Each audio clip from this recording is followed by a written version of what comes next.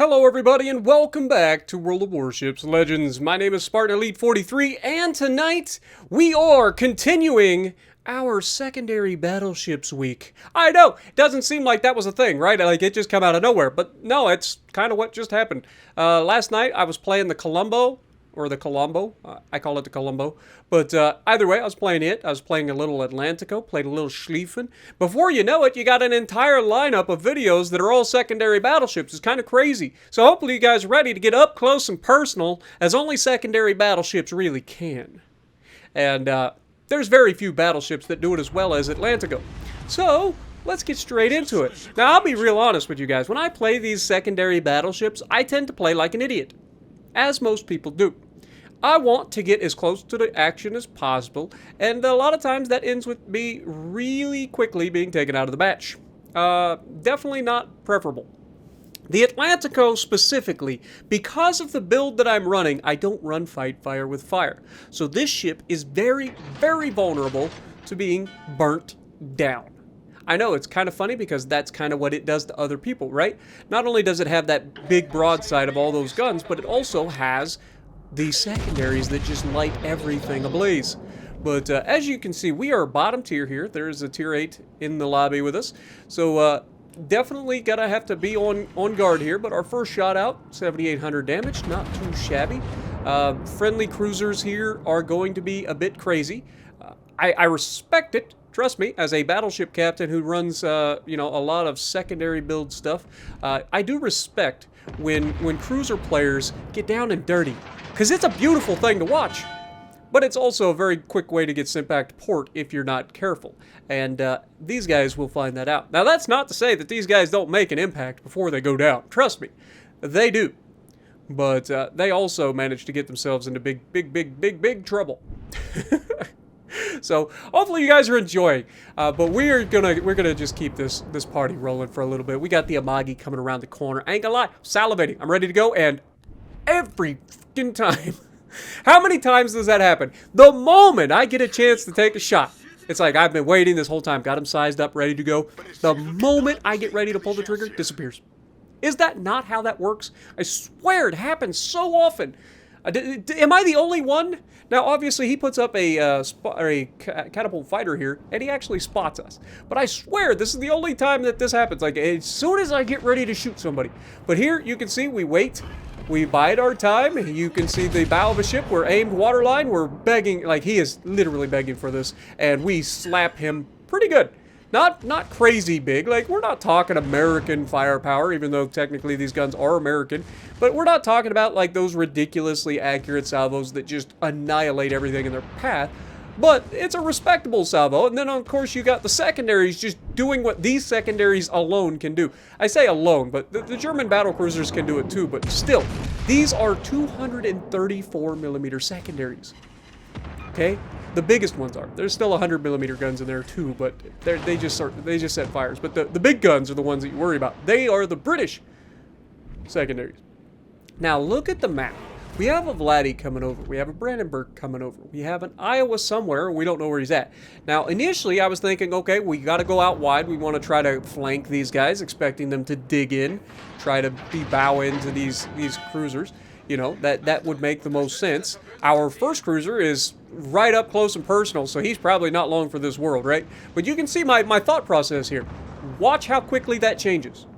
As soon as the Iowa gets spotted on the map, watch what I do. Boom. There he's spotted. Give me a second. It takes me a second for my little brain to catch up. Oh, the Iowa's in the cap. Immediately. No longer do I go around the map. Why? Because I need to be in a position to counter these guys' push. I know that at minimum that Brandenburg is going to come out, and he is supported by no less than 2 battleships, 2 tier 7 battleships with very nasty guns, the Iowa and the Vladivostok. So no longer am I trying to work to flank behind these guys. That is off the table. Now I have to get this big sluggish ship turned around, get my guns on the other side. Notice that I've already locked my guns to the right side. Okay? I'm allowing my guns to rotate over. That's why you don't see the little reticle. You just see the little dot in the center of the screen. That's because I locked my guns to get them to rotate, to pre-rotate the guns in preparation for the inevitable push that is about to occur. Now, we do get spotted here by the plane of the battleship as it flies up the mountain because, you know, That's how these planes work. They don't crash into the mountain. They would rather fly over them. I know, it's crazy. But when we come around this corner, it's pretty safe to say that the Brandenburg wasn't exactly ready, because we are going to be in a good position to counter the Iowa especially. Iowa shoots at our cruiser, and we've got a beautiful shot. The cruiser slaps him, all right? We've talked about Aegir before, but Aegir is nasty. We put the shot straight through the cheek, and we get the worst RNG possible. 3 penetrations out of, what is it, 10 guns? Like 10 guns, and we only hit 3 of them. That is just bad RNG, and Aegir is just ripping that Iowa's broadside apart, as he should. Remember, Aegir has 305mm guns, and I thought I was angled enough. I was wrong.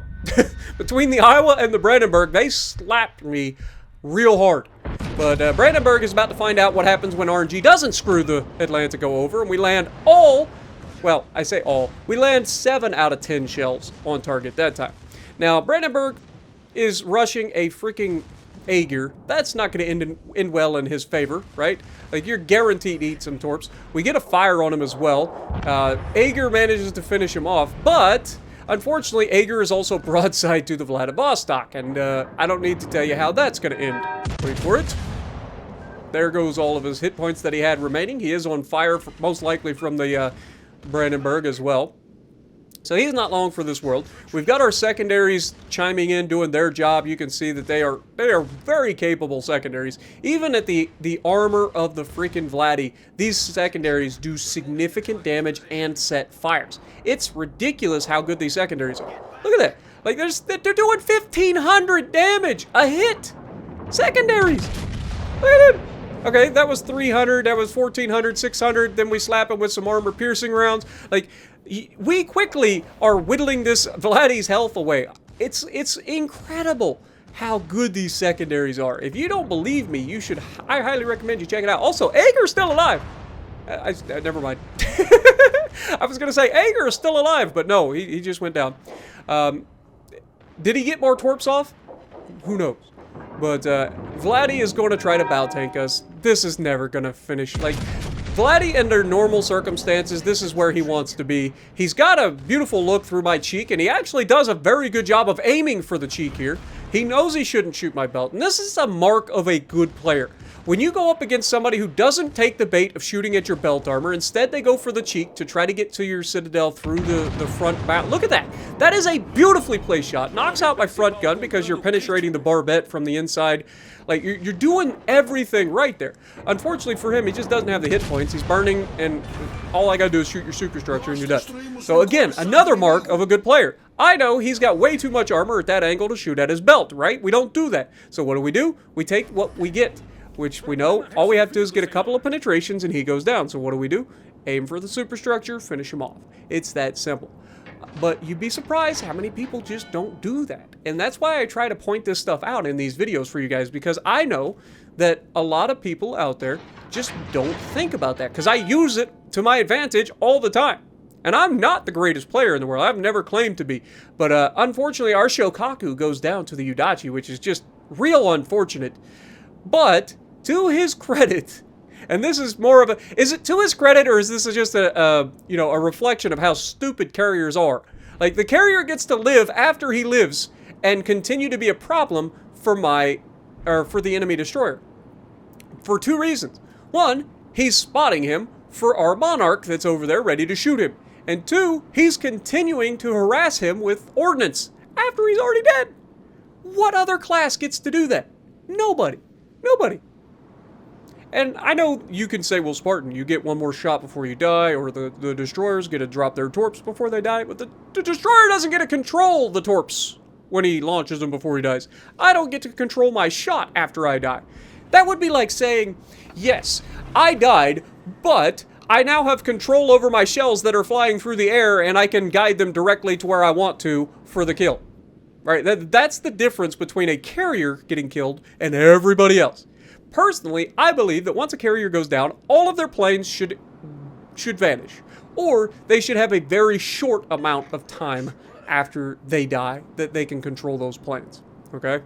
And when I say short amount of time, I mean very short. Like, you shouldn't be able to continuously harass the enemy team if you're dead. That's how that works. Okay? And no other class gets to do that. It's just carriers. And when you add that onto the top of the fact that they are usually the last people alive anyway, like, it's just an unnecessary, like, thing. But this anchorage, I don't know if he was actually paying attention to the fact that he was closing in on me, and got angled just in time to avoid a huge hit there.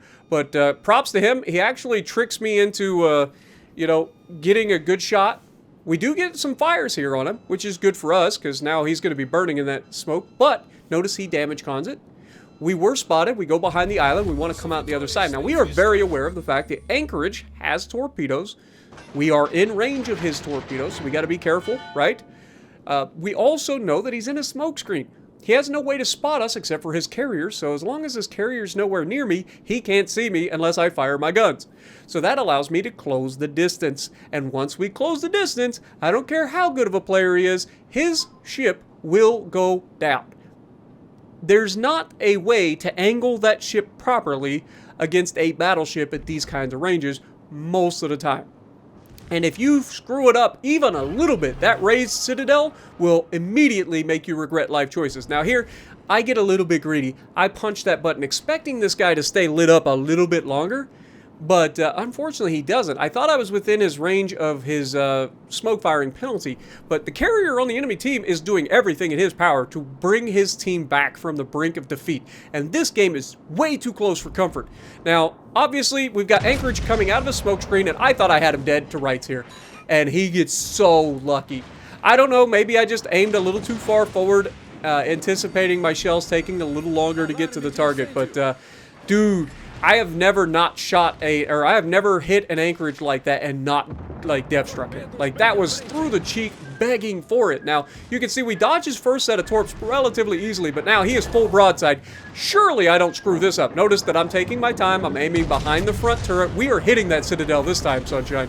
But he does get a wide spread coming out here off of the one torp, so we're going to take that.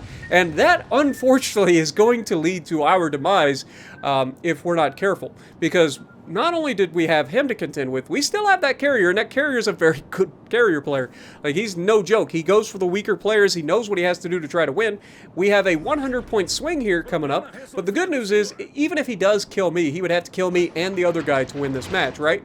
And he's got to do it very quickly because there's less than 100 points remaining in this match. So as you can see, his bombs are coming, so I gotta try to dodge, right? We are on a damage control cooldown, and y'all already know as well as I do, if I get hit with a bomb here, it's a fire minimum, if not double fire. So we dodge, we get hit with a fire every time, right?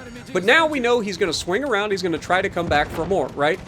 And as we turn back in, trying to dodge even more of these bombs, we actually end up shooting his planes down, shooting down enough to actually keep him from attacking us again. But unfortunately, this big maneuver that we're making, slowing us down, is actually making it easier for his next batch of bombers to come get us, and that is his torpedo planes. And it's just a matter of time. Now, this is where the one mistake of this carrier could be that he was too far away for his team. Now, I'm sure he dominated his side of the match, but you've got to start to relocate it, you know, to try to, like, get your flight times, your return times down to a minimum as possible. You can see, unfortunately, he just runs out of time. He comes in with his bombers. These would have killed me for sure. You can see I've got 3 seconds left. Any of these torpedoes hits me, we're dead. But game's over. So again, remember, as a carrier player, you've got to balance your distance from the enemy. Yes, you gotta worry about getting countered, but you also have to put yourself in a position where late game like that, you can get those quick turnarounds to get your planes on target to really win the game. But you can see, top of the leaderboard, 2,600 base XP, another fun game in the Atlantico. I mean, it's one of the most fun ships that you can play, in my opinion. 182,000 damage.